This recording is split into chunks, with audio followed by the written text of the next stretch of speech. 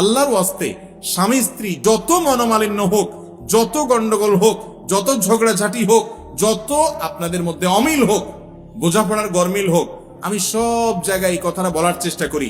যারা বিবাহ করেছেন তারাও মনোযোগ দিয়ে শুনেন, যারা বিবাহ করবেন ভবিষ্যতে এখনো করেন নাই তারাও মনোযোগ দিয়ে শুনেন। আল্লাহর ওয়াস্তে মাথা গরম করে তালাক দিবেন না।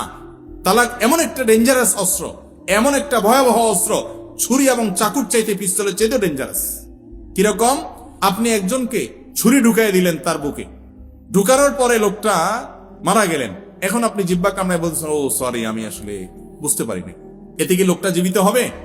ঠিক একই ভাবে আপনার স্ত্রীকে রাগের মধ্যে মাথা গরম করে আপনি তালাক দিয়ে দিলেন। অনেক লোক ফতোয়া দেয়, যারা আলেম তো না, অনেক সময় মুসলমান কিনা সন্দেহ, তারা ফতোয়া দেয় রাগের মাথায় তালাক দিলে কি হয় না?